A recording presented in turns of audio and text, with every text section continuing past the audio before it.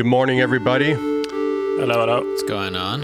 This is the Front Lounge, episode 28. It's called Turn This Round because today we are premiering a brand new song that nobody has heard out there in the world other than a couple snippets we've been starting to post on social media. So we'll get to that later on in the episode. And we may actually turn off Facebook, YouTube, and Twitter if you're watching on those platforms, and we do the premiere exclusively on Twitch because we're trying to move people over to Twitch. So I'll post a link for that again over in the comments. Join us and watch us on Twitch.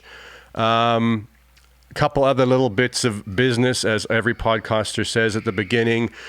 You can subscribe on Twitch. You get to watch the ad-free version, and you get access to all the archives. We are also putting this up on Spotify and Apple Podcasts and all other podcast platforms after we do it, usually Monday or Tuesday, that goes up. But if you want to support the podcast, do it either by subscribing on Twitch, or you can go to patreon.com/Congos and get access to the archives and just help the podcast and us brothers out in this endeavor of ours. Other than that, I think that's it. What's up, guys? How's it going? Hello. I did want to do, I'm working on a remix of Take It From Me that probably will come out this year. It's not really a remix, it's just a bit of a refresh, redo. It's made it faster like we do it live. But I figured we could do that as a Twitch stream when I'm like finishing that mix. Yeah, that'd be good. Still do exclusive streams just for subscribers, that sort of thing. Right. Monday morning, it feels like back to the office. Yeah, I've been thinking, we decided to do this on Monday. We said we're going to do it every Monday, but Mondays are hard for some reason to get your brain switched on, particularly this early in the morning. 11 a.m. Texas time is very early for us. Is there something deeper to the psychology of a Monday morning, even if you don't have a 9 to 5? Is it inherent in the days of the week? Well, also because we don't do Sunday as the first day of the week, Right. It's, as Chevy Mustang would say, it is Moon's Day. And you are still recovering from Frigg's Day on Friday. Well, what is the origin of Frigg? Is that some pagan god thing or something? Yeah. No, bloody Norwegian god, Frigg. I think I think Thor's wife, I think, is who Frigg is. Is that where frigging comes from? Is it like, Probably. I think there probably Give me a is. friggin' break like that. I think there probably is something to the days of the week and maybe cyclical or planetary. But I was talking about this with Amber. Is like, the term Sunday scaries. Have you ever heard that term? No. It's like the feeling you get on Sundays before having to go to work or school on a Monday. Which is it's like the one thing in English, like a one term in English that describes a complex emotion. What are those? It's the name for those words in other languages that describe deep, like things that are deeper than one idea or one emotion. Anyway, Onomatopoeias. we were talking about it, and it's fucking crazy that as an adult you still have Sunday scaries, and it came up because she was talking about how the changing from summer to fall has this kind of associative sadness, which is the end of summer, meaning like you're going back to school, you're going to miss your friends or your cousins or whoever you hung out with all summer. And so I just got onto the subject of how school, which has now become 9 to 5, is this thing that has led to like depression on a certain day of the week or a certain season, when like fall is this beautiful time of seasons changing, colors changing. And it's associatively depressive because of like 18 years of traumatic experience of going to school. Conditioning. It's like, that's fucked up. That's fucked up that you have to be, your whole life now you're going to have like potentially you're going to have a certain time of the year or a certain day of the week that's associatively sad for you because of the structure of school life for kids. It's strange that you bring that up because I feel like we've talked about it, but my song Born in the Sun, right? Mm-hmm. And it's about, it's not out yet, but it's about that exactly. The term Sunday afternoon is used in the song a lot, and it's about that feeling, associated with a kid of having to go back to school or work or whatever.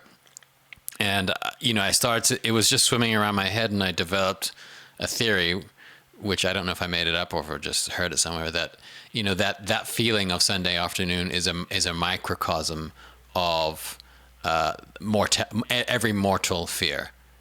Every fear of mortality, that it ends and it's over. The weekend's over, the party's over, whatever, the summer's over. But obviously the other part of that is that it's a beginning of a new cycle. So that's what it is for me. And I think children sense that, and that's what it's actually representing. It's that fear of the end of something, but also that feeling of a sort of a new cycle starting. Yeah, I definitely think there's that depth to it. I think it's also the fact that we have had basically negative experiences because on Mondays, because I remember when we were first starting to get success, and Mondays would be a day where emails would come in about like a radio station picking up the track or whatever it was. Like I looked forward to a Monday then, because that was the day that something was going to happen. Like the weekend was this waiting period of like, how's our career going to be doing? Oh, I'll find out Monday. And so it's a lot of it is actually associative, and the fact that kids are spending 5 days a week, 8 hours a day, like hating their lives is leading to some kind of messed up psychology. They're clearly not part of Mark Wahlberg's 4 a.m. club. Before we presume in the state of every child that that presume they hate school, I mean, it's probably a fair assumption for a lot of kids, and in a lot of schools where it's just not that vivifying, but I'm sure that they are the opposite experiences. Oh yeah, I'm sure. But on average, the fact that the term Sunday Scaries exists, and it's a universally accepted or known term. Maybe not everyone knows it, but enough people know it that it describes an entire culture. At least it's not necessarily that school's bad or doing things that you don't really want to do is bad, but surely there's a way to make learning or make something exciting or fun or something that you can look forward to. Well, I mean, one of the things that they could do, Michelle and I, when we drive around here in Texas, this is particularly in Texas, we play a game called Prison or School. Because when you drive by, I think it's like this pretty much everywhere in America, but Texas, because they've just got these giant schools that are like classed in 5A, 6A, 4A, which is the amount of kids that go there. And they've got some of these schools, 6A, I believe, 3,000 to 4,000 people in high school, which is from grade 9 through 12. Yeah, it's up to 50 kids in a classroom. Yeah, and they look literally like prisons from the outside. In fact, we should just drive by them and play that Shawshank Redemption, the score from it. And that has to play a part in it. The oppressive nature of school architecture is just, it's overwhelming. You can't look at it and think, oh, I want to go learn there. And it's not all schools, because you also see certain schools that now are trying to push that back and get back more towards having kids learn outside and, certain nature-based aspects of schooling. But holy shit. I don't think it's by accident either. I mean, it's not just purely to get better insulation. It's like no classroom in our high school had windows in it. Yeah, and then fluorescent lights. You got to find that clip of who's Buffett's right hand, Charlie. Margaritaville? No, the second. Yeah, Warren Buffett. Charlie Munger. Did I say Jimmy? Jimmy? No, I was just just making the joke. Is it Munger or yeah, Charlie Munger. Yeah. Yeah. He funded a dorm for a university. And the only way he would fund it was if they did it according to his architecture, and it has 0 windows in it in the entire dorm, and they can build internally, and not they can get like something like 35% more dorms per square foot, and he's got these he put these LED panels up. And there's this clip of him going, "It's better than a window. You could turn you could turn it on. You can turn it off. You can change the color. You don't need a window." He comes at everything like Johnny Walker. You ever seen that the explanation of why the bottle is square? It's because they were breaking. The round bottles were breaking, clanking around on the ship. Right. So they made square bottles, and they could fit even more in a box, like really efficiently. It's like that's how he thinks about children. Like if we put them like this, we could fit more in this box. Say my name friend on the chat on Twitch says my high school was originally a prison, then got turned into a school. You can literally see prison bars in some parts of the school. Is that for real? If that's for real, that is insane. EVGK says same for her university. Wow. Well, look, I know Evie is in England. Buildings are so old there; they've probably been everything in 1,000 years. This Sunday Scaries thing brings up. Have you ever heard of the 13-month calendar idea? So there are these people. It was popular in like the 20s, pushing for moving to a 13-month calendar. It started in the 1800s, and maybe it's even more ancient than that, because you can have 13 28-day months so that they perfectly align with the lunar cycle. Huh. And then you add a kind of leap day every year. You add an extra day like to reset it to get it back on track. So you only have one kind of Deviation. modification, and then maybe a leap year or eventually something like that. But for the most part, you're working in consistent months, and the full moon and the new moon are on the same day every month. And there was people like Kodak. The company of Kodak ran on a 13-month calendar, and all these other business people were pushing for it, trying to get it adopted. So is the 13-month calendar, is that like just intonation, and 12-month is like temper tuning, basically, where you're like wiggling it a little bit to get 12 notes in a scale? Someone out there probably knows why. That intuitively makes a lot more sense. Well, there's so many presumptions that we all have got now for thousands of years about time, even about direction. The way you think of maps up and down on a circle, on a globe, it's quite weird. We're floating around in infinite space. There's no such thing as up and down. And it has radically changed people's perception in all kinds of ways. Like even the way they used to do maps, the fact that the southern hemisphere is below has a psychological effect, I think, on things. It's always like up is good always. Mm-hmm.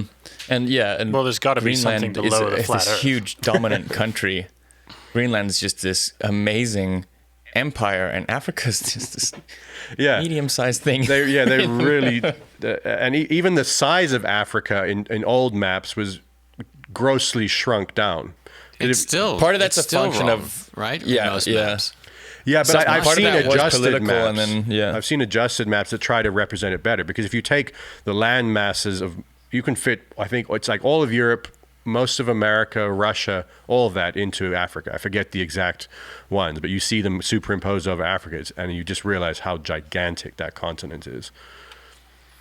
Pernilla says, our school only got rid of posture belts 10 years before I joined. I've never even heard of that. I mean, I can gather what it is. Yeah, what is that? Tell us. Posture belt? I'm assuming it's something that makes you sit up straight. Star Dude 10, sorry, while we wait for Pernilla to tell us what a posture belt is, which, it sounds kind of obvious, but maybe there's something not. Says, Jesus, what is this? 3 ads in a row? I can't see anything. There's one way around that. That's to subscribe if you're watching on Twitch. And don't bring Jesus into ads. I know he was very anti-ad. I heard Makes you something stand up properly. really interesting. Somebody was talking about the first ever advertisement, like recorded advertisement in history, and it was on a papyrus. And I'm completely paraphrasing, don't quote me on it, go look it up yourself, but it was absolutely insane. It was sort of tragically kind of weird and hilarious. Apparently the ad is something like, it's like a sign that somebody put up that said, hey, I've lost my slave. Can you guys please help me find my slave? And then the ad continues, oh, by the way, if you do find him, please bring him back to my amazing tapestry shop where I've got, the best tapestries in the world. And it's like, basically, if that doesn't tell you that the root of advertising is evil, like, I don't know what else does. So ad men have always been fucking pricks. Yeah, Jesus. Was that just to get people's attention about the... I don't, I haven't like examined it and sort of looked at it enough to sort of see the rationale behind it. But if that's true, and please, don't quote me. If that's true, that's the first known existence of advertising. Then, sorry to the ad people, and sorry to the people, or sorry to us for putting our songs in ads to make money. But like, it's evil. Have you guys watched ads lately? Probably not. I know everyone just uses an ad blocker, and no one has actual TV anymore. But when we go we go to my wife's mom's house, she still has an actual cable TV, so we just watch it. And I just watch ridiculousness on MTV. because they play it on loop, but then it's 50 ads per episode, and you kind of forget how ridiculous they are. Yeah, it's something The like only- 90. on YouTube. Sometimes you can't escape ads. You know. Okay, you Yeah, can. it's like- So that I was but Say My Name friend says that I watch YouTube but that's the best thing I've bought is YouTube stream to get rid of ads. Oh, premium. It's worth Oh, right. canceling every other streaming service for that because the amount of times it took me like a week to notice. Oh man, I haven't seen an ad at all, and then half the time you're looking up some 1 minute long video. How to hook up a water line to a fridge or something like that. And, it speeds up that aspect of your life a lot. There's It's a lot the of best. serendipity in this podcast because yesterday I was looking up how to fix the tire on Eve's bike. The tire burst, and it's like one of these bikes where it's a special thing you got to take off the wheel in a certain way. So I was looking at the YouTube video, and it's a 1 minute video, but I had to watch. It forced me to watch 2 15-second ads. So I'm like got grease on my hands trying to figure this thing out, tools, and it's like. Sorry, just to back up a tiny bit, because Pernilla did answer our question. It is like what it sounded like. It's a belt that makes you stand up properly, but I guess she was at an all-girls school. So it was... Hey, none of us stand or sit properly. It's not a crazy idea, but it is kind of funny to be at a school where they're strapping you into I'm devices. not sure that some mechanical forcing device is the answer. Right. That's just taking the place of your own will. I think so they keep on this ads thing. You don't need ads anymore as everything has product placement anyway. That's a good point. Yeah, let me talk about this. That we probably talked about this a couple times, but that documentary, Century of the Self, Adam Yeah. Curtis documentary. That's for any of you streamers out there. It's worth watching. It's on YouTube for free. This BBC guy, and he's got always quite a bent take on things. He's quite he's got an angle, but it's also really interesting. And he gets into Freud's nephew, Edward Bernays, who was the kind of father of modern advertising. And Oh, right. he, I know, we've talked about this 10 times, and I always forget that connection, which is really interesting. yeah. Well, they were all adepts of Freudian psychology. Freud, he left his family and a lot of his kind of adepts and people were extremely loyal to him and his ideas. And that's why he had such a falling out with Jung, was because Jung, disagreed with him. And so on a few things, Anyway, Bernays, he thought that anything cylindrical, was a phallic symbol, and it just had to be related to that, and that cigarettes and all that were, like the male penis. So the cigarette companies were trying to sell cigarettes to women. So he came up with linking it to a suffrage protest.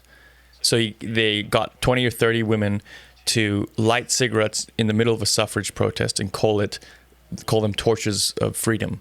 But in his mind, it was all related to their desire for a penis. Sounds like it's So a that him. was the It's a basis him of it, yeah. problem. He's just Exactly. seeing dicks constantly.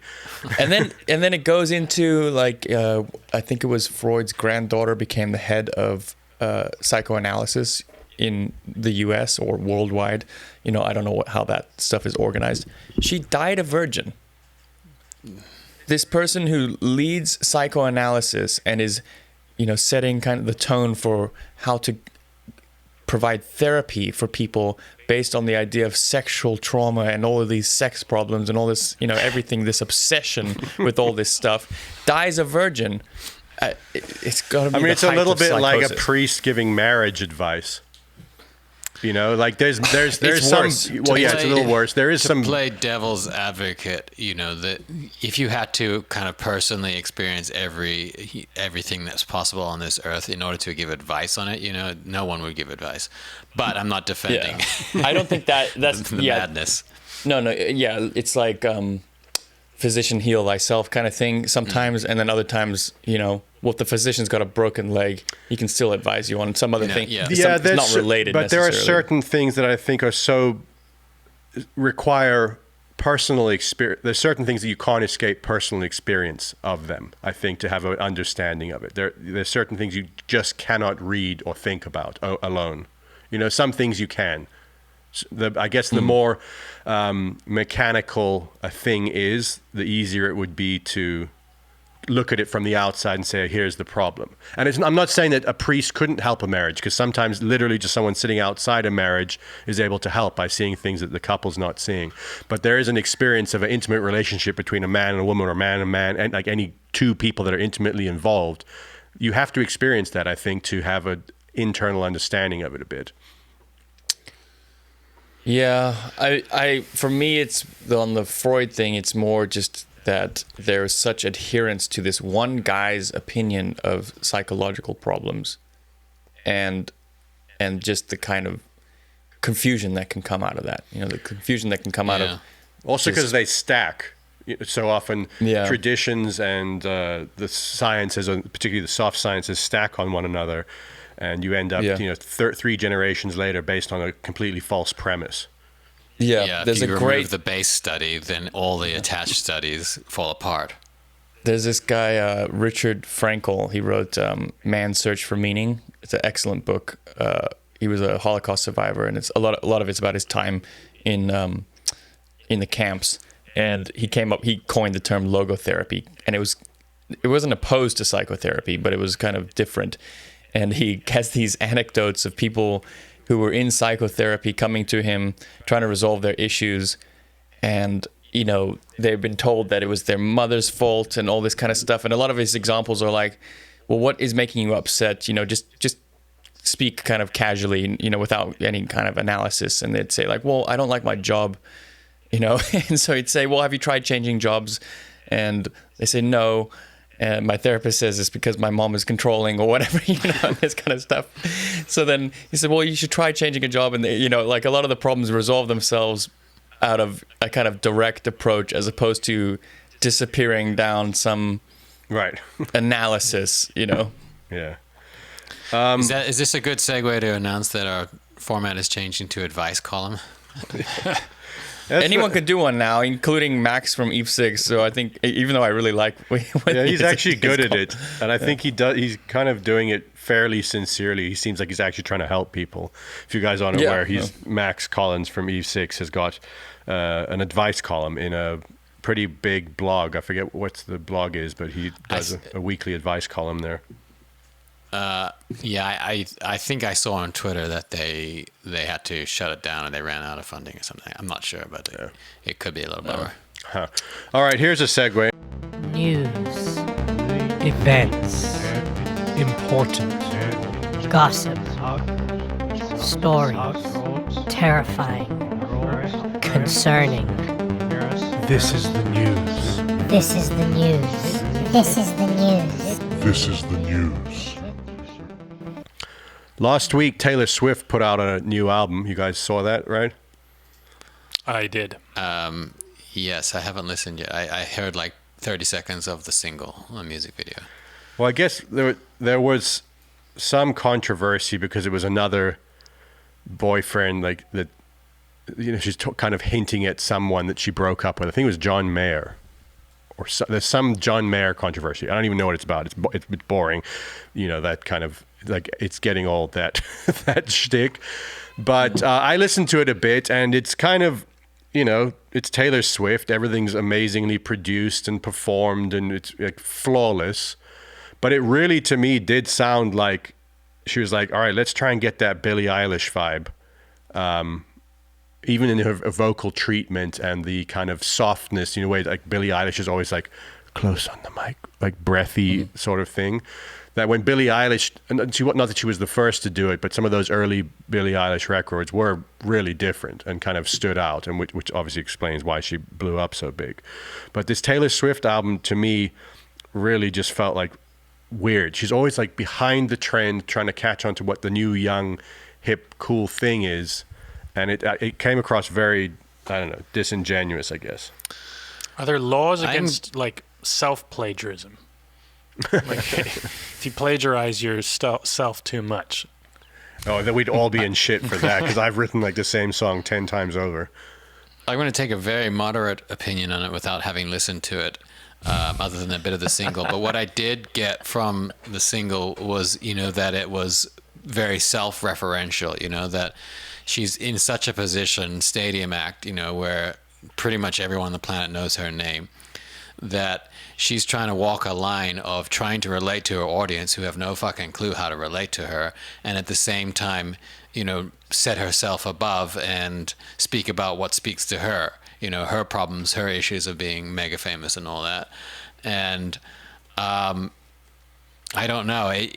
I think there is another way to write songs. In a position like that, you can write songs that are not just about you yourself being famous, and you're, I don't know.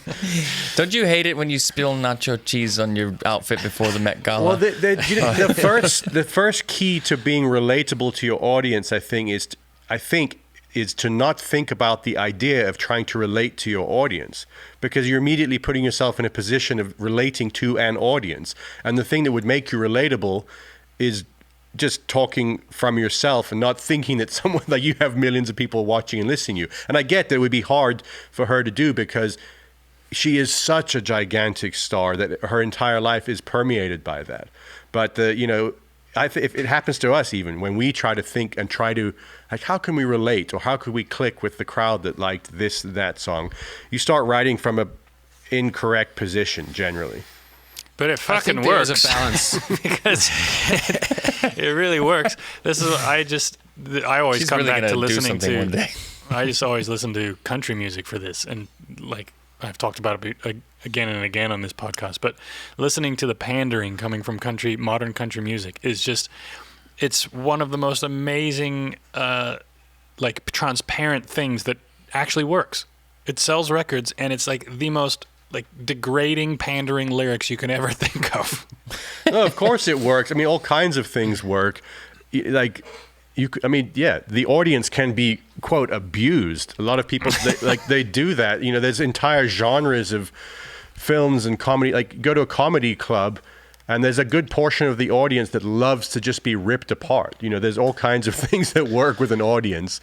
Yeah, but they don't like being It's been a pandered tradition. to. It's been a tradition in country music for a long time, though. I mean, who's that? Is it Loretta Lynn who has a track, "One's on the Way," or? I forget who.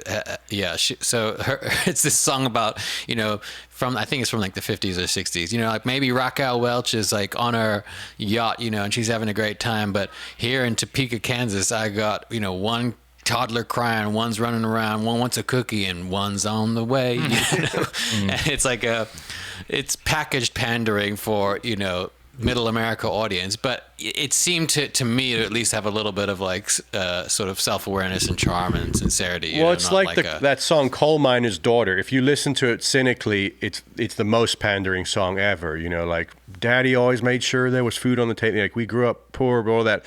But that's an actual true story of her life. I think it's not Loretta Lynn. Who is it? Sings "Coal Miner's Daughter." Maybe it's Loretta Lynn. But again, it's one of those things.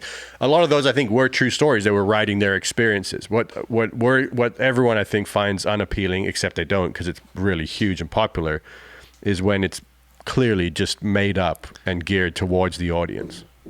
Yes, Star Dude 10 brought up Bo Burnham about his song pandering, his country song pandering. Yeah. And first I saw Bo Burnham live, the first time I ever heard of him, I had no idea who he was. I was in LA at a comedy lineup, and he came on. This was years ago, and if you don't know him or know his shtick, and then you see that for the first time, he did those songs. It electrified the audience. It was insane, And his country song pandering, it's a tough act to follow. I can imagine if you're a stand-up, and then obviously he blew up and does huge things in big movies now, and his whole Netflix thing.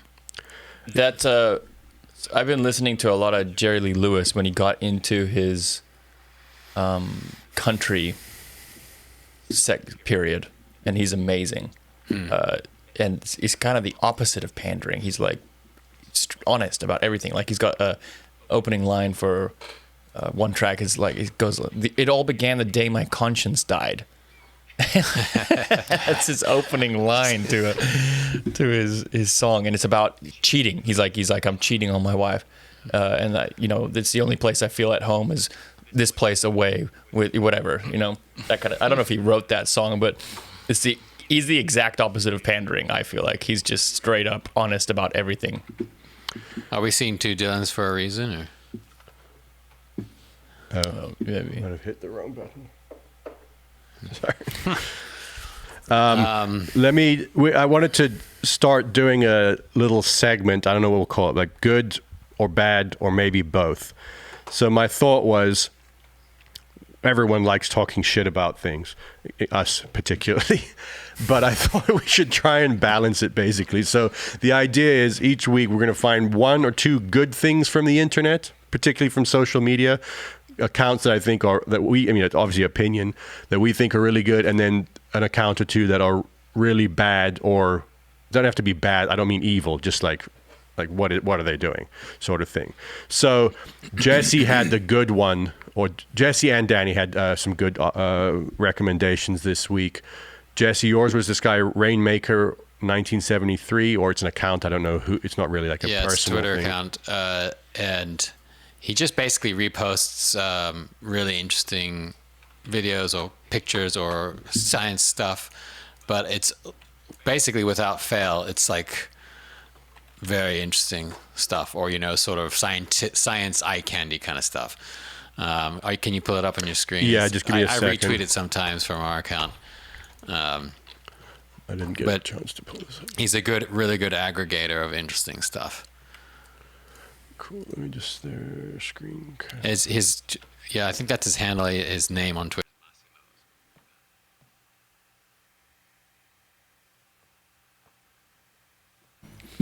You seeing that? Yeah.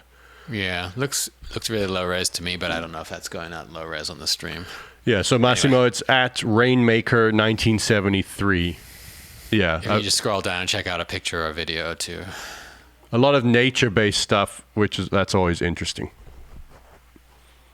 Well, what are those? African butterfly fish. Holy shit. Whoa. Dude. And then, so that's that. Johnny, I haven't checked this out yet. Street magician dude, right? Yeah. Is this the guy? I mean, yeah. He's got a funny presentation, but his magic's unreal. Yeah. So Danny was into magic for a little while. When you were when you were a kid, but we all kind of got into. I really love by the way. Yeah, that's if people are not seeing it during ad, I think we have to subscribe. So yeah, check this out. It's street_magician_dude. And then for the bad, and he's not even bad, so I don't want to talk too much shit about this, but Danny, I told to follow this account. It's Hank, HANK_GE. And he's a vegan chef, like almost 400,000 followers. And I get it because he's super good looking. He's got beautiful curly brown hair. Can you not play any of this stuff? I can play it. I'm just a little worried on the podcast that they're going to pull it down for copyright and that sort of thing. I don't know about that. I mean, we can try one. Yeah. And there's, on the surface of it, there's nothing bad about what he's doing. He's cooking vegan food and being That's really what Dylan good looks looking. like when he wakes up. Being really good looking about it. But there's something, I won't even play it because I want people to judge for themselves. Go check out his account. I think the food he's cooking is terrible. Like, it looks terrible. Not because it's vegan or whatever, because there's great vegan chefs. There's great every kind of chef. That's how you stay in shape, though. No, it's not that. You can, make. well, yeah, but everything's in an air fryer. I'm not exaggerating. 95% of his things are in an air fryer, and then it just, I don't know. I guess we've also been so conditioned because the quality of Instagram cooking now is like so, next level. It's not quite fair. I saw some meme or something like that recently that now I can't unsee when I see, or can't unthink about when I see people with tattoos like that. It's because it was referring to what's the Maroon 5 guy's name? Adam Levine. He says, Adam Levine looks like a Chipotle bag. if you look at a Chipotle bag with all the writing on it and like all the tattoos, you just can't unsee that now. I've got an account in response to Danny's The Magician. If you want, like, that's good magic. Check out Siegfried and Joy. No, Siegfried und Joy. They're German, two German guys, and like. It's literally the same video over and over and over again, but it's fucking hilarious. How do you spell that? Do you know? Siegfried, Siegfried Joy. Okay, cool. All right, then this next segment is called Guess Who We're Talking About? Because there's nothing I think that people love more than hearing artists talk shit about other artists. So we're going to do that, but here's the catch. We're not going to say who it is because I don't actually like when people talk shit about, generally speaking, other artists. But sometimes certain things have to be said. So we can talk about this, and it's more about the concept than any particular artist, I think, is the idea here. Like, I don't think there's any benefit, generally speaking, in just talking shit about band XYZ or whatever. And if that's an actual band XYZ, I don't mean you. So, Danny, you went somewhere, right? And you saw... You want to describe it a little bit? It was, I mean, I didn't go to see this. He just happened to be there. This guy from a massive kind of 80s, 90s punk band thing. And he was doing like a swag set. He was, it was like him and an acoustic guitar. And it was just fucking horrendous. And it was just weird to see people from that era obsessed with that aspect of fashion. It's almost like year-round Halloween, This Johnny Depp. It may as well be. I mean, it was just so bad. He should have. You really want John Belushi in that situation. Yeah. So we got to here. The idea of this. Sorry to interrupt. The idea of this segment is it's called Guess Who We're Talking About. So you guys can guess, and we're neither going to confirm nor deny. Star and Beanbird both think it's Motley Crue. No, it was in the punk rock scene, not the hair rock scene. We can't. We shouldn't do 20 questions. We should just let people think what they think because it's more interesting for them to just. Yeah, I guess so. Picture their own. Picture fixated. exactly. But it was just, like, first of all, I don't know the material that well, but it's truly not meant for a guy and an acoustic guitar, especially not someone kind of banging one with a pick. There are some people who can age out of their sort of youth fashion, their youth sort of clique, and age out of it well, or maybe hang on to a little bit of it and sort of basically become the grown-up version of that, And then some people basically just try and do the same thing, but with like shoe polish in their hair, And there's something about that not accepting your age that is a little bit sad, It's because if you accept your age and you still have affinity to your youth, culture or your youth style or music or whatever, then that's fine. That's like part of getting old, but it's that lack of acceptance that makes it sad. I think it's also when the identity of what you were connected to in your youth is so tied to a outfit or a belt or something. That's what's silly about it, because I think there's plenty of old punk rockers who have kept the ethic of punk alive, which is, like a really healthy cynicism and like fuck you ism or whatever to the world and to authority in that, and that's cool. Like no one has a problem with that. I think it's like the belts and the hats or the patches on the thing that it's when it's over the top again. It's when it stands out. Like I don't know if you guys have been seeing all that big festival just happened when we were young. I think it's called When We Were Young Festival, and it's all. So Fireband Freddy just brought that up. Oh yeah, Fireband Freddy's bringing it up. When We Were Young Fest was this past weekend and next weekend, and it's all those pop punk and punk rock bands, and it's funny to watch them because I saw a bunch of footage that people were posting on Instagram and then some of the bands you look at and go, oh cool, they're still at it making music, and they look cool and they're doing cool things, and the other ones just look like they like went and stole their teenagers' clothes, and like I'm going back out on stage and doing this, It's a bit like if you see an adult playing with a child's toy, but not like with a kid. They're not playing Mousetrap or something, but just by themselves. It feels like that, where. To bring it back to Taylor Swift, I'll put a button on this. I said it yesterday. Is that when you're at her level, you're dealing with the Targets and the Walmarts of the world, and that's the size of your brand. So you can't have the latest fashion because that's couture. That's like at expensive exclusive shops that only a few people get. So by the time it sort of goes through that factory and is ready for Target and Walmart and everything, then it has to be a little bit, behind. I think.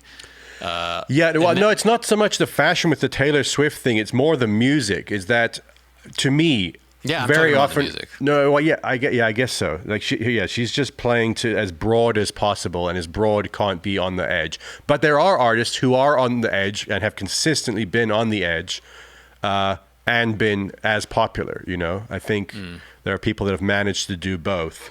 Obviously, a completely different era and all that, but Bob Dylan or Paul Simon's a perfect example of being on the edge, I think, always pushing forward and yet remaining broadly popular across multiple You eras. have a different. You're using the word edge, and the way you think of it is that someone is being adventurous musically and all that kind of stuff. A lot of other people just have an entirely different association with the word edge. They think it's like got to be cutting, and that's what I found so silly about this swag set from this punk. It's just like people in like.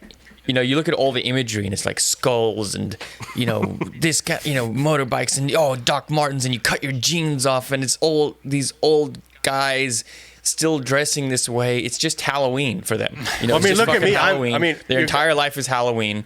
I know. I'm wearing a fucking duck and bear shirt, so I'm one to talk.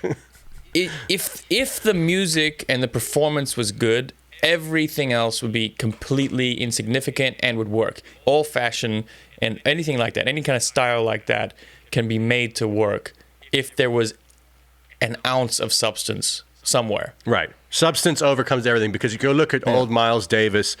Any period of Miles Davis things, he was over the top in terms of his dressing and all that. And you could easily have said, "Oh man, it's a bit over the top with the whole fashion thing. It's too try hard." And yet, I mean, in my opinion, it wasn't, because there was such weight behind it. Yeah. So what are we dressing up for as Halloween? Someone just asked. Can you answer that for me? Because every year dilemma. I've had this my whole life, and it gets to like half an hour before, and I look in my closet and I kind of pretend that something counts as an outfit. Well, yeah, the one year you went as it was the exact scenario. It was 20, 30 minutes before we had to go out, and you found a couple, like, I think Mom had a dress and one of Grandma's hats or something like that. And and a badminton. And you're like, I'm a women's tennis badminton player from the 1920s from England. Well, you put the bad teeth in, yeah. Yeah. That was actually a good outfit. With those glasses, you could go as Steppenwolf or Freud or one of those guys. Just change my accent. Just go get an old suit and dusty it up. Yeah, I can go as Leon if I take my glasses off and I put a beanie on. I can go as Leon. Johnny can. Oh yeah, I did that Leon, one year. That's a relatively easy one, Leon from the Professional. Yeah, because you just have to carry a plant around and a silenced gun, but it's Texas. So I'm Texas. I'm not carrying any fake guns around here. I'm not carrying a plant around. That's dangerous. I might go as a cult leader. Harry Potter. Yeah, I could go as Harry Potter. I've gotten that since the 4th grade. As soon as I got glasses, I turned into Harry Potter because I had an accent too. I went as Barry Gibb one year, blow dry my hair and brushed it out, and I really looked like Barry Gibb. Yeah, I have the same struggle. In fact, there's a party we're meant to go to this weekend, right? And it's meant to be in costume or not? I don't know. Is it this weekend? The funniest one was when Dylan went as a 7th grader. Oh, that yeah. was good. That was the best. Costume. Not just I went as my 7th grade self, because I still had all the same clothes. And all the same friends. Yeah. I literally had the pants, belt, shirt. I had that Spitfire shirt, skate brand shirt that I'd been wearing since 5th grade. I still had it. I think I still have it. Well, have you guys seen Heidi Klum every year, the costumes she does? She must be spending, I guess, hundreds of thousands. She takes it to literally another level. And obviously now it's become such a big thing. Yeah, it's pretty cool. I mean, it's a Halloween parties are actually, I used to be kind of against them and thought it was kind of silly, but I think it's fun. They're cool. Yeah, no, I'm not against them. I spend, like Danny says, a week really trying to think hard about something that's clever, and then I never get there, and I end up doing something lazy. Here's a. Should we play the song? Or? Well, yeah, I'm going to do this real quick, and then we'll preview the song. We'll premiere it. Deep thoughts. Science.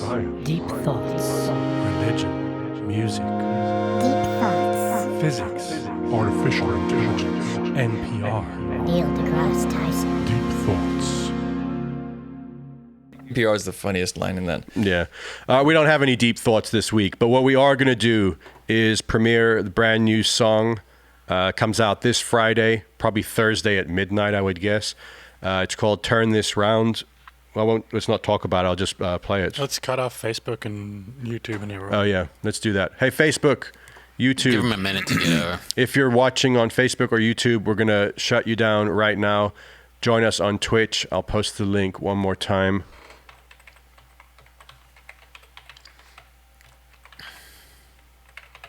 Is that right? Yeah. There's the link. Come watch the premiere of this song over on our Twitch. So goodbye, every platform except for Twitch. You lost yourself too. Oh, I don't know. There's some button I'm pressing that does that. All right, let's give them a few minutes to come over. So we haven't all the songs we've put out recently. People have been hearing previews of while we work on them on the stream. So this is kind of nice to do it old school, where it's just a song that comes out. Yeah. All right, here we go. And maybe just mute yourselves up, guys, because I can't mute us. Okay, here we go, guys. This is Turn This Round.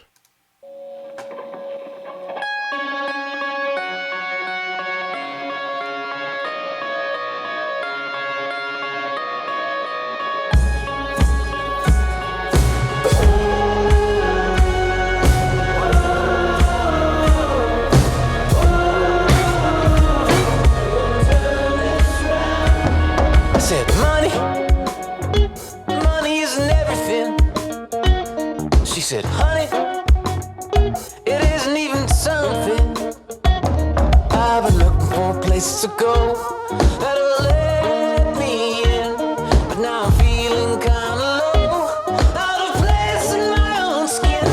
And I don't get it, I don't get it, I don't get it, no, I don't get it, I don't get it, no, I don't get it, I don't get it. We could be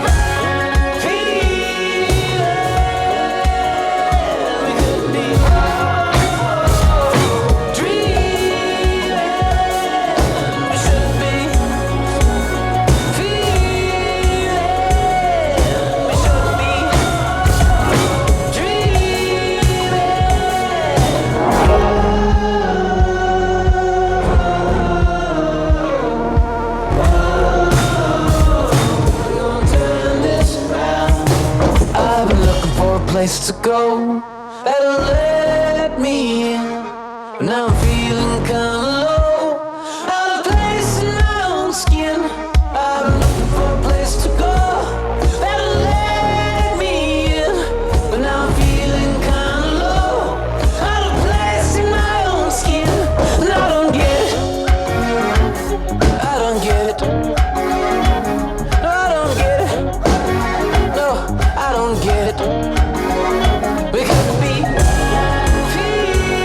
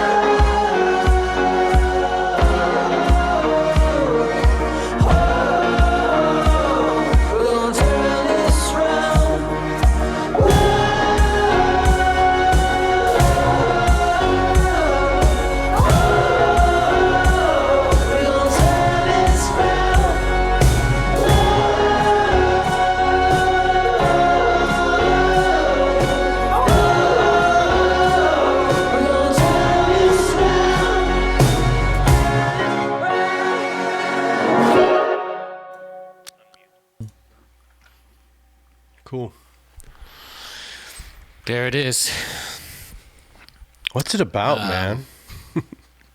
I like someone said, I think there's a communist message underneath the flashy instruments. I thought that was funny. Well, the lots of voices, getting together, working, pulling towards something, whatever. You can, insert your political ideology here. We're communalists or capitalists. Congulists. For some reason, when I was working on this song, I was, watching Ted Lasso. Now the song existed before that show. Okay, so, but the whole vibe of that show, it's like American hopeful goes to brings American hope, to a down and out English soccer team. It's like a fun show. The first season was fun. I thought the second season I didn't like as much, but I don't know, the comeback story, and maybe subconsciously like we're putting it out there that, hey, let's get back to what we do, which is make music and still do cooking and farming and all the other shit. So we were gonna, we're still kind of ironing this out, but we should do, when I texted yesterday, we should do some type of competition, and we'll maybe announce it on Discord first, of like using the song in reels on Instagram or in TikTok, and like each use that you. I got a bad delay in my. One of you guys just open up a delay. I'll just take my ears off for a second. Doing a competition for the people using. Just hold on a second. One of you guys make a change on your side because we can't talk.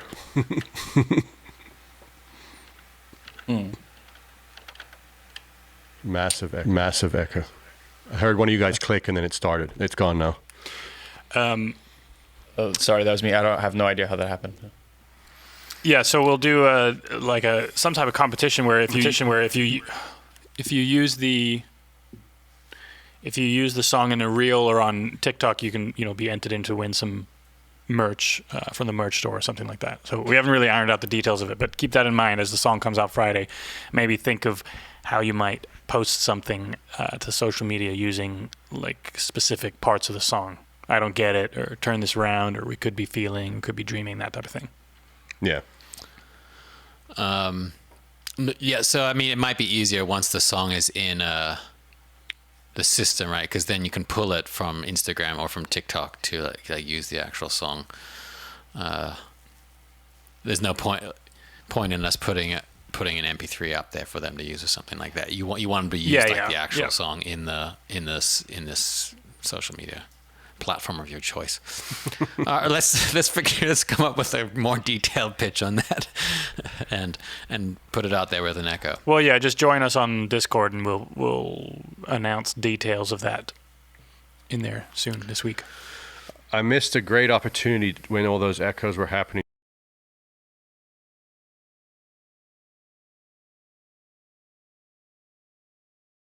All right, let's go through our songs and lyrics. Our songs and lyrics for the week, and then we'll call it a day on this podcast. Where was it? Okay, so this week for my song, I picked Kings of Leon, 100,000 People. I believe it's off their most recent album, and it's one of my favorite Kings of Leon songs of all of their albums. They just have a way, and we've been talking about this because we're working on a new song. Danny, Dylan, and I have been writing together, and we're trying to keep it simple and like in a country vein, not country music, but in a country vein, harmonically speaking. And it's very, very hard to do that without either falling into like the cliche trap of the same chord progression and the same melody that everyone does in a pop or country song. But to make it interesting, and on the flip side of not going too clever or like, complex with it. And I think Kings of Leon are masters at writing deceivingly simple songs. There's nothing, if you go analyze them, there's nothing particularly adventurous or difficult or crazy about them, but they always sound a little bit different than anyone else using those same chords and even sometimes the same like general melodic structures and that sort of thing. And I think this song's a perfect example of that. Have you noticed, you watch Apple TV the shows on like Apple TV Plus? Yeah, couple. Have you noticed the sound, the chord that plays when a show starts? It's the No. same chord as the beginning chord of 100,000 People. Oh no, I haven't noticed that. Because when it comes on, I'm like, hey, is the Kings of Leon song starting? It's the same major chord with like a round sort of rich piano sound. And So yeah, that's my song. And for my lyrical choice this week, I'll put a link for it in the chat. It's a song called "Incredible" by M Beat featuring General Levy. It's like one of the original '90s jungle drum and bass tracks, and the lyric is "Incredible, jungle is massive." And I don't know if it's the first usage of "jungle is massive," but that, like, talk about a phrase that then got sampled in every fucking drum and bass song for the rest of history. It's crazy. There's even it was that. a meme before memes are really. Yeah, it's even that joke, why'd the lion get lost? Because jungle is massive. You know? So check that out. It's one of the OG, I think one of the coolest drum and bass jungle tracks that ever came out. Cool. Jesse. Did I put it in notes? Is that? Oh, yeah, I've got it. Yeah. So I'm probably gonna cock up the pronunciation, but this song is called "Mary Mano Yaro" from Bhupinder Singh, an Indian artist. I Shazammed it because I was watching that new show on Apple. Is it called Shantaram? Yeah. With the Sons of Anarchy guy. Anyway, it's a pretty good show. It takes place in India. It feels kind of old-fashioned, you know, all those movies in the 80s that came out about Bombay. And so, yeah, I've been enjoying the show. But there's a scene where they go to, like, a club, and this Indian artist is playing this song. So I Shazammed it, and turns out it's obviously a well-known artist from the 80s, 90s. And the actors playing this band, you know, were not the artists. But anyway, it's a really, really trippy sort of. I feel like certain Indian music does trippy better than any other kind of music from any other part of the world. You know, it has a certain emotion to it that you literally can't put your finger on. You know, and maybe if I understood the lyrics, maybe I would get something else out of it. But I almost don't want to know the lyrics. Yeah. And then my lyric was, when you feel your life's too hard, just go have a talk with God. And that is a Stevie Wonder song called Have a Talk with God from Songs in the Key of Life. And when I pulled up the lyric, I started to notice that basically if you read the lyrics with no context, you don't know who's singing it. I don't know that I would click with it. I would connect with it. I might write it off. I might think it's cliche or like, you know, too sort of naively religious or something like that. But when you hear that record and you hear Stevie Wonder sing it, I feel like it comes. What are you doing? Carry on. There's a bug I can't figure out. Anyway, so yeah, have a talk with God. I think there's a way to connect with that, even if you're not religious, of just the sort of pure soul and spirit that he puts into everything he does. And this idea of keeping something above you, you know, no matter what it is, something above you that you look up to, that you strive for, that that has the answers that you don't have yet, you know, to kind of keep that position that there's something above you. You know, I think it's an important thing in life. Yeah, I was just talking about this with someone recently. There's that guy Talib. He's always tweeting fairly interesting stuff. Nassim Talib. He's incredibly arrogant about everything, but but he's like, it's part of his brand. Then he said the primary purpose of God is to ensure that humans don't think they are one, or something like that. You know, and maybe, I don't know, but it's an interesting idea. You know. All right, I did for the song. I did Magosa, if that's how you pronounce it. Amadou and Miriam, the blind couple from Mali and / France, Malian band. They sing. It's West African pop music, I'd say. And this is a track that starts off with that flute, do do do do do do do do do do do do do do do, and it's just like this repetitive groove and melody that goes on for 3 or 4 minutes, and it's hypnotic. Dude, the And amount cool of and modern the first time sounding, I like heard cool that French pop. The first time I heard that one, it layers in the groove and it kind of stumbles in a beat that you don't think it's going to, and it just gets so deep. yeah. The best modern French music is Malian music. Yeah. It's the amount of music that comes out of Mali. I mean, I guess we're very partial to it, but it really is like it's a fucking hub of amazing music. No, it's disproportionate. Yeah. Yeah, it's sort of the Egypt or the Rome of of African music. I feel like in a way. Yeah. And then Dylan, your All right, so lyric. lyric is, I don't really like this song that much. I think the lyric's excellent. But it's Jackson Browne. It's off his album, The Pretender. I think that's the name of the album. And the song is called The Pretender. There's a version out there, an acoustic version, I think, which is a lot better. But like he kind of went through this phase in the 80s or early 90s, which are like some of the songs are really good, but the production just got kind of cheesy. But the lyric is: caught between the longing for love and the struggle for the legal tender, where the sirens sing and the church bells ring and the junk man pounds his fender, where the veterans dream of the fight, fast asleep at the traffic light, and the children solemnly wait for the ice cream vendor. Out into the cool of the evening strolls the pretender. He knows that all his dreams and his hopes and dreams begin and end there.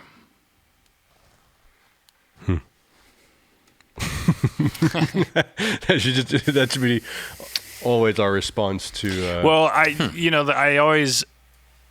guess last night when I actually read it, it's a very, very long sentence, and it's only the beginning and the end, which is kind of tying together without punctuation. It's caught between the longing for love and the struggle for the legal tender, strolls the pretender. He knows that all his hopes and dreams begin and end there. I wonder if this subconsciously influenced me, because I never knew this song, but that opening line for "Stuck in Time" is, "I want to fall in love again. I want to pay the rent." It's a similar idea. Well, yeah, I think it's probably a perennial idea of this longing for something deep while having to Pay your bills. Yeah. Oh, I thought you were gonna. There's always the there. question of $1. Longing for something deep and also love. All right, cool. Danny, what you got? I'm not seeing it up on our I've been notes. doing one song. It's on notes. It might not have synced. Anyway. I'll post it to the restream. I've been doing one song, lyric and song. And lyric. Yeah. This one, the last thing I needed, the first thing this morning. I don't know who wrote it. Maybe Willie Nelson wrote it. I'm not sure. A bunch of people have done it. I just think it's funny because we were talking about the pandering stuff, and superficially this sounds like pandering, but it's got a good feel when he sings it. He can kind of imbue genuineness into anything. It starts off with: postman delivered a past due bill notice. The alarm clock rang 2 hours late. The garbage man left all the trash on the sidewalk and the hinges fell off the gate. This morning at breakfast I spilled all the coffee. When I opened the door on my knee, the last thing I needed the first thing this morning was to have you walk out on me. And it's just, painting a little picture. All this shit's going wrong and now you're leaving me kind of thing. And it's funny and genuine, I think it would be impossible to write a song like that for me. And also to deliver it. Like, Yeah. he's got this way of delivering it where he's got like a pathos and everything.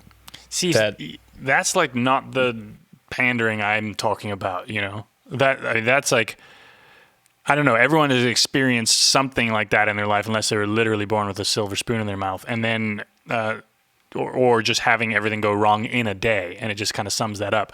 It's like the specific pandering of selling you a brand of tequila while you're jumping on your Ford truck and you're doing Yeah. Well, it's pandering when there's a brand fucking thing which in it. everything is Yeah. now. Yeah. All right, guys. Well, that is the podcast for this week. It'll be up on Spotify, Apple Podcasts, all that sort of thing later on. Follow us on all the socials, retweet, repost, all that shit. Like, we need your guys' help to kind of spread all this stuff around, particularly when we've got a new song coming out this week, which will be out, like we said, Thursday. Other than that, we'll see you next week for one of these, and then we'll try and get back to a 1 or 2 studio sessions in here. Like we said, Jesse will do one, probably trying to finish up a Take It From Me remix, like retreatment, and then we'll do 1 or 2 from the studio here with Dylan, Danny, and I, just working on a song or something. Cool. I could do that remix do like a little track by track of Big Life remix. Oh, right. Yeah. Well, when is that coming out? The original's out. The track comes out December 9. Okay, yeah. So Danny and I worked on a remix for an Austin artist here called Jane Leo, and we'll like you said, we'll do a behind the track by track on that when it comes out later in December. I guess I just said exactly what you said. All right. Catch you guys next week. Bye. See ya. See ya. Bye.